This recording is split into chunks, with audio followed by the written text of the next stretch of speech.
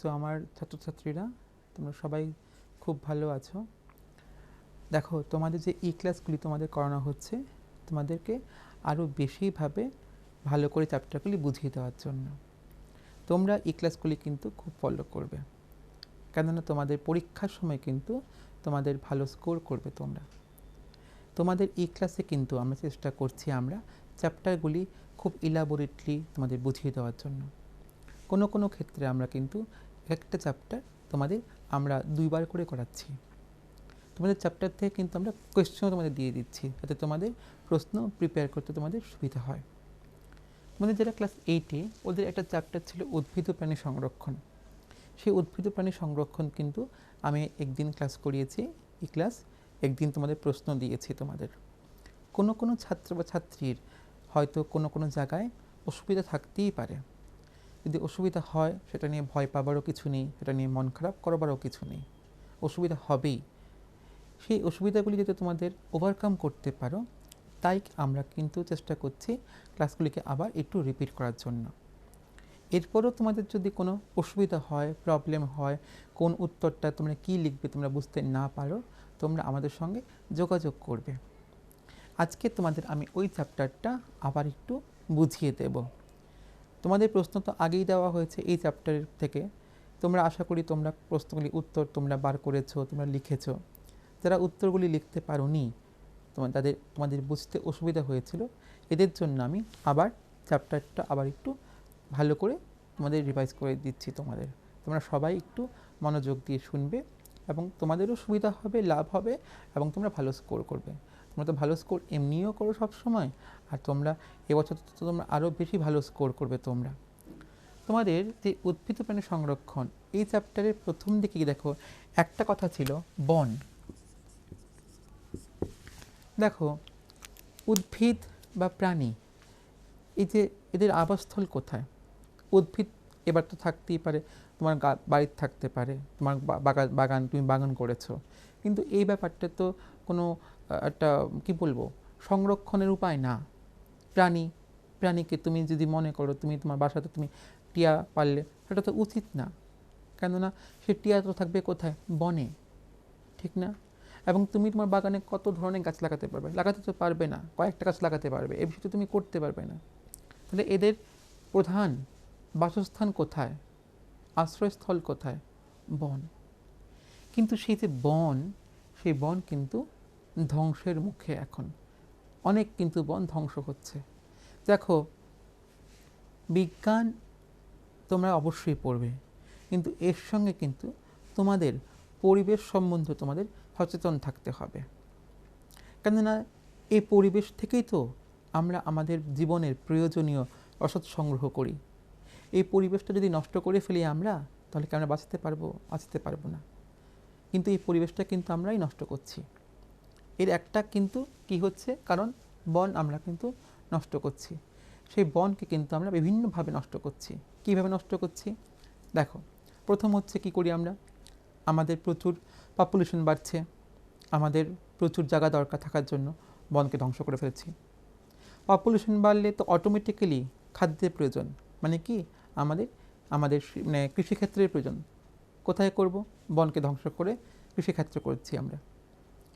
লোক সংখ্যা বাড়ছে, আমাদের কি প্রয়োজন? আমাদের সুন্দর সুন্দর কাঠের আসবাবপত্র প্রয়োজন। কোত্থেকে পাবো? বন ধ্বংস করছি।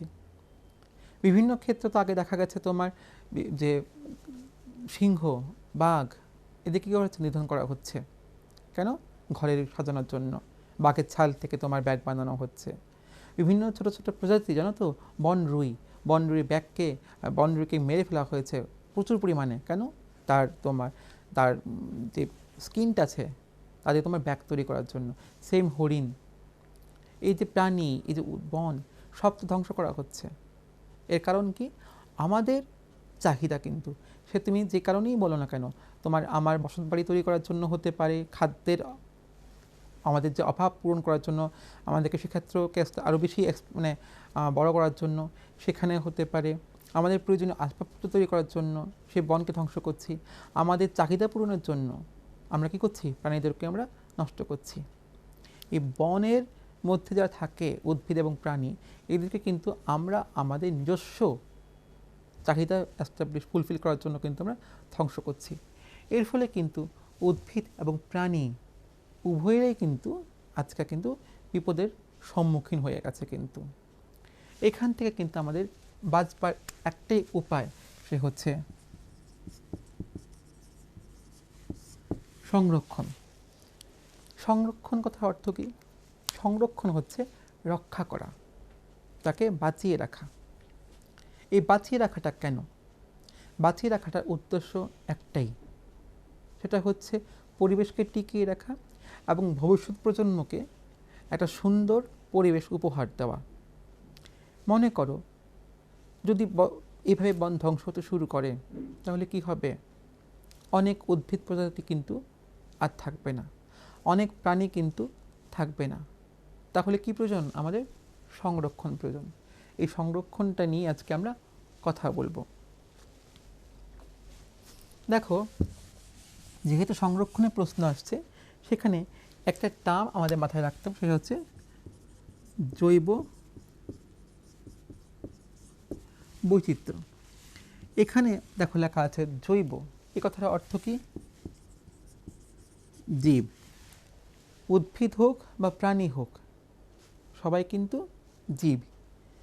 আর বৈচিত্র্য কথার অর্থ তো আমরা জানি, আমরা মানে কি? বিভিন্নতা। তাহলে জৈব বৈচিত্র্য কথার অর্থ কি? এর অর্থ হচ্ছে জীবের যে বিভিন্নতা, তাই হচ্ছে জৈব বৈচিত্র্য। কোনো একটি জায়গার জৈব বৈচিত্র্য বলতে তোমরা কি বোঝো? তোমাদের যদি বলে, কি উত্তর দেবে? তোমরা উত্তর দেবে ওই অঞ্চলের উদ্ভিদ এবং প্রাণীদের পারস্পরিক মিথস্ক্রিয়ার ফলে যে বিভিন্নতা তৈরি হয়, তা হচ্ছে ওই অঞ্চলের জৈব বৈচিত্র্য। তোমাকে যদি বলা হয় আমাদের খুব কাছাকাছি যেমন সিপাহীজলা পার্ক, সেটা কিন্তু পার্ক হতে পারে, কিন্তু ওইখানে কি আছে? ওইখানে প্রচুর পরিমাণে উদ্ভিদ, বিভিন্ন ধরনের উদ্ভিদ আছে, বিভিন্ন ধরনের প্রাণী আছে। এগুলি হচ্ছে কি ওই অঞ্চলের ডাইভার্সিটি। এই জৈব বৈচিত্র্য কিন্তু আমাদের খুব ইম্পর্ট্যান্ট। এই জৈব বৈচিত্র্য টিকিয়ে রাখার জন্য আমাদের কয়েকটা স্টেপ নেওয়া হয়েছে। কি কি? সেগুলি হচ্ছে আমাদের, প্রথমে হচ্ছে আমাদের অভয়ারণ্য, আমাদের হচ্ছে ন্যাশনাল পার্ক, আমাদের হচ্ছে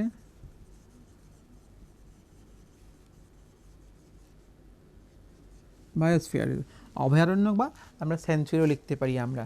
এই তিনটা হচ্ছে কিন্তু আমাদের এই জৈব বৈচিত্র্য বাঁচিয়ে রাখার জন্য তিনটা মোক্ষম উপায়। আমরা আজকে এই যে তিনটা যে বললাম, অভয়ারণ্য, ন্যাশনাল পার্ক বা বায়োস্ফিয়ার রিজার্ভ, এই তিনটা সম্বন্ধে আমরা আজকে একটু আলোচনা করব। খুব সহজ, এখানে ভয় পাবারও কিছু নেই। আর প্রত্যেকটা জিনিস যেটা বললাম, এই যে সেটা অভয়ারণ্যই বলি না কেন, বা ন্যাশনাল পার্কেই বলি না কেন, বা বায়োস্ফিয়ার রিজার্ভেই বলি না কেন, প্রত্যেকটা সম্বন্ধে কিন্তু আমরা জানি, আমাদের আইডিয়া আছে, আমরা ঘুরতেও গেছি আমরা। কিন্তু প্রথমে চলে আসি আমরা অভয়ারণ্যে। দেখো, অভয়ারণ্য বলতে এমন একটি জায়গাকে বলা হয়েছে যার ডিফাইন্ড কোনো বাউন্ডারি নেই, কিন্তু সেটা হচ্ছে অভয়ারণ্য। এখানে কিন্তু প্রাণীরা কিন্তু নিরাপদে মুভমেন্ট করতে পারে, এটা হচ্ছে অভয়ারণ্য। যেমন তুমি মনে করো আমাদের রাজ্যে কিন্তু অভয়ারণ্য বর্তমান কোনটা বলো? সিপাহীজলা অভয়ারণ্য। আমরা শুনেছি, অনেকে গেছি আমরা। আমরা যখন সিপাহীজলাতে যাই, আমরা কি দেখি? লেখা থাকে না ধীরে চালিয়ে, আর কি লেখা থাকে? আর লেখা থাকে আগে এদের যেতে দিন। কেননা এরা তো এখানকার জীব, এদেরকে সেভ করা উচিত, এদেরকে বাঁচানো উচিত, এদের নিরাপদে ঘুরতে দেওয়া প্রয়োজন। এজন্য অভয়ারণ্য। অভয়ারণ্য কি? এরকম একটি জায়গা যার মধ্যে কোনো ডিফাইন্ড বাউন্ডারি নেই, এবং এখানে কিন্তু প্রাণীরা নিরাপদে ঘোরাঘুরি করতে পারে। ক্লিয়ার? যেমন আমাদের সিপাহীজলা অভয়ারণ্য। অন্যদিকে হচ্ছে আমাদের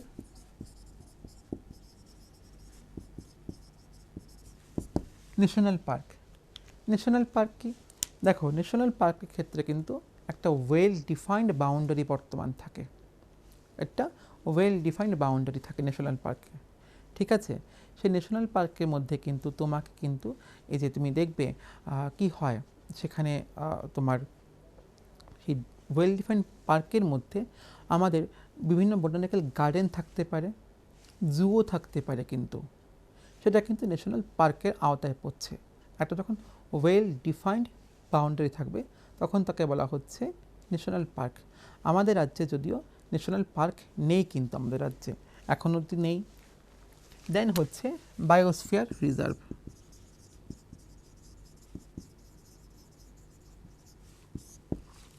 বায়োস্ফিয়ার রিজার্ভ কিন্তু হচ্ছে এরকম একটি ব্যবস্থা যেখানে মানুষ এবং প্রাণীর উভয়ের কিন্তু তাদেরকে একটা কোলাবোরেটিভভাবে করা হয়। ব্যাপারটা কি, দেখো মানুষ মাত্রই কিন্তু বনের উপর নির্ভরশীল, কেননা বন থেকে সে তার প্রয়োজনীয় জিনিসপত্র সংগ্রহ করবে। এবার সংগ্রহ করতে করতে তার তো কী হয়, অনেক সময় সে বনকে ধ্বংস করে ফেলে, প্রাণীদের ধ্বংস করে ফেলে। কিন্তু বায়োস্ফিয়ার রিজার্ভে কী বলা হয়েছে জানো তো, সেখানে বলা হয়েছে তুমি মানুষ সে বনের থেকে সংগ্রহ করতে পারবে কিন্তু ক্ষতি করতে পারবে না। সেটা হচ্ছে বায়োস্ফিয়ার রিজার্ভ। সেখানে মানুষ ইনভলভ হয়ে যায় বন সৃজনে, আবার বনের উপরও কিন্তু কি হয়, নির্ভর হয়, ডিপেন্ডেন্টও হয়ে যায় কিন্তু। এটা হচ্ছে বায়োস্ফিয়ার রিজার্ভ।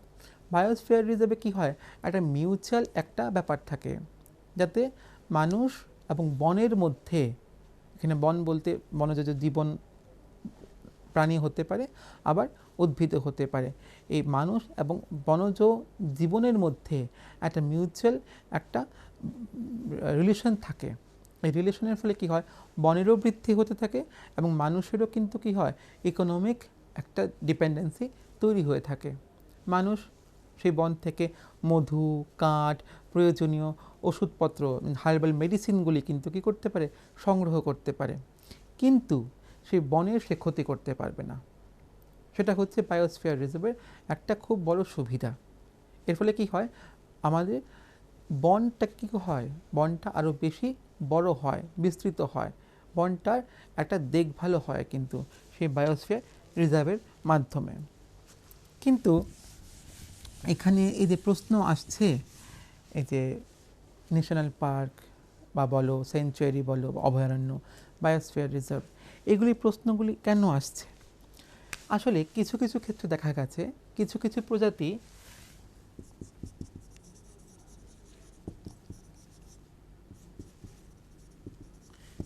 প্রজাতি কোনো একটি বিশেষ অঞ্চলে বর্তমান থাকে, এদের বলা হচ্ছে এন্ডেমিক স্পিসিস। মনে করো কোনো একটি প্রজাতি যদি কোনো একটি বিশেষ অঞ্চলে দেখা যায় এবং ওই প্রজাতিকে যদি আমরা ক্রমাগত শেষ করে ফেলি, ধ্বংস করে ফেলি, তাহলে কি হবে, তাহলে এই প্রজাতিটা কি হবে, বিলুপ্ত হয়ে যাবে। তাই এই প্রজাতিটাকে বাঁচিয়ে রাখার জন্য কিন্তু আমাদের কি প্রয়োজন, সংরক্ষণ প্রয়োজন। তাহলে এগুলিকে বলা হচ্ছে এন্ডেমিক স্পিসিস, বা যদি বাংলায় বলি আঞ্চলিক প্রজাতি। আঞ্চলিক প্রজাতিগুলি কিন্তু খুব ইম্পর্ট্যান্ট। আমাদের কিন্তু এরকম অনেকগুলি হটস্পট আছে। আমাদের সংরক্ষণের ক্ষেত্রে একটা টার্ম খুব ইউজ করা হয়, হটস্পট। হটস্পট কি?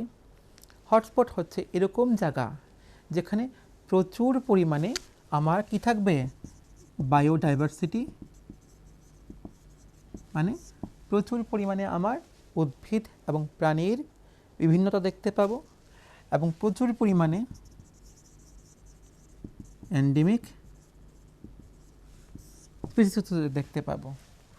এবার মনে করো এই যে তোমার যে মনে করো কোনো একটা জায়গা, এখানে প্রচুর পরিমাণে উদ্ভিদ এবং প্রাণী দেখতে পাওয়া যায়, মানে কি ওই অঞ্চলটা বায়োডাইভার্সিটির দিক দিয়ে অত্যন্ত গুরুত্বপূর্ণ, রিচ, কেননা ওইখানে প্রচুর পরিমাণে উদ্ভিদ প্রাণী দেখতে পাওয়া যায়। আবার একই সঙ্গে ওই অঞ্চলে যেই উদ্ভিদ বা প্রাণী দেখতে পাওয়া যায়, ওই অঞ্চলে শুধু ওরা দেখতে পাওয়া যায়, মানে ওরা কি এন্ডেমিক স্পিসিস। তাহলে ওই অঞ্চলটাকে যদি আমি ধ্বংস করে ফেলি তাহলে কি হবে? ওই অঞ্চলের উদ্ভিদ এবং প্রাণী তারাও ক্ষতিগ্রস্ত হবে, এবং যে এন্ডেমিক স্পিসিস বা আঞ্চলিক প্রজাতিগুলি ছিল এদেরকে আমরা দেখতে পাবো না। তাহলে ওই অঞ্চলগুলিকে আমরা কি করব? আমরা স্পেশাল কনসার্ন দেব সংরক্ষণের জন্য। ওদেরকে বলা হচ্ছে কি হটস্পট। ক্লিয়ার? আমাদের কিন্তু ভারতবর্ষে এরকম হটস্পট বর্তমান আছে কিন্তু। এবার প্রশ্ন হচ্ছে আমাদের রেড ডাটা বুক,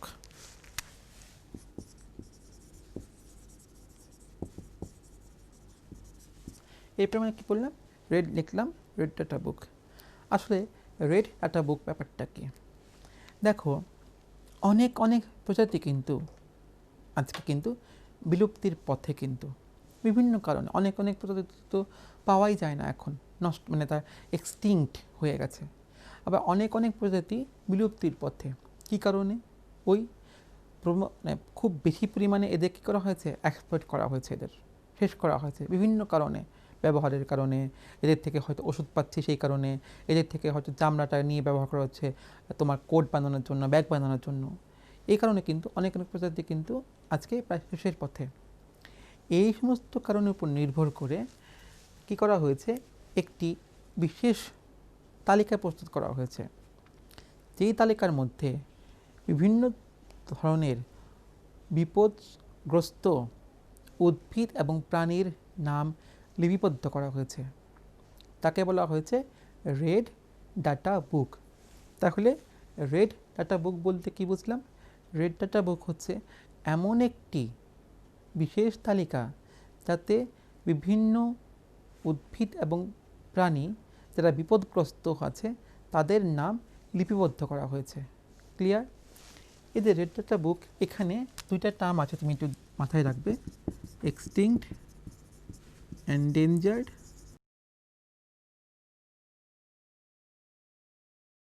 কিছু কিছু টার্ম আছে তোমরা একটু মুখস্থ করবে, খুব সহজ।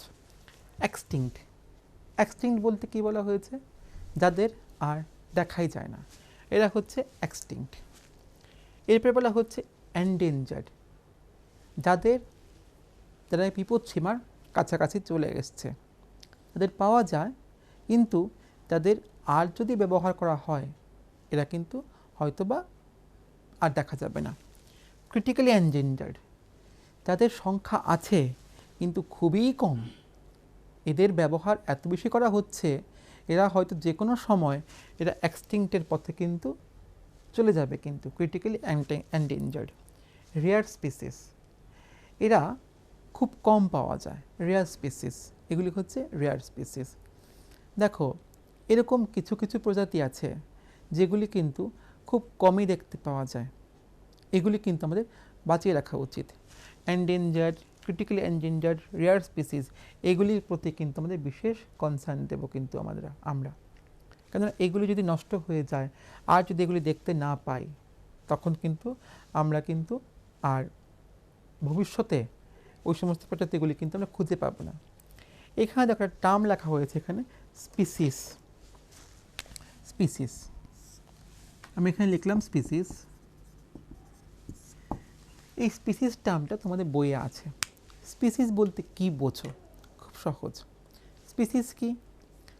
যখন কতগুলি জীব যারা মরফোলজিক্যালি মানে যারা বাহ্যিকভাবে দেখতে একই রকম এবং যারা নিজেদের মধ্যে প্রজননে লিপ্ত হয় তারা হচ্ছে স্পিসিস।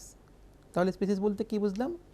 কতগুলো প্রাণী বা জীব, উদ্ভিদ হোক বা প্রাণী হোক, কতগুলো জীব যারা দলবদ্ধভাবে অবস্থান করে, যারা তাহলে প্রথম কী হতে হবে? প্রথম হতে হবে দলবদ্ধভাবে অবস্থান করে। দেন হচ্ছে কি?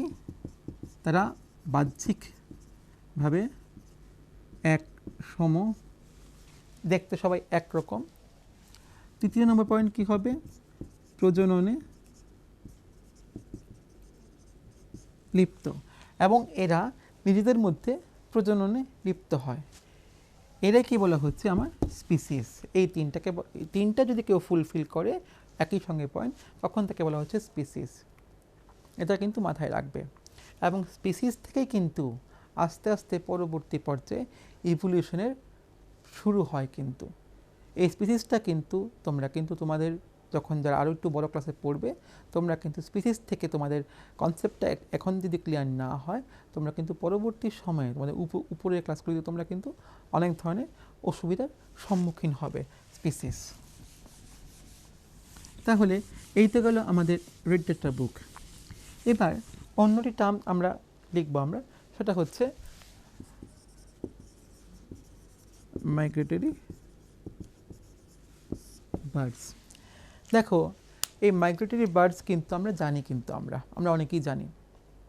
শীতের সময় কি দেখি আমরা? শীতের সময় আমরা অনেক সময় অনেকগুলি পাখিকে আমরা একসঙ্গে আসতে দেখি না? এটা হচ্ছে মাইগ্রেটরি বার্ডস।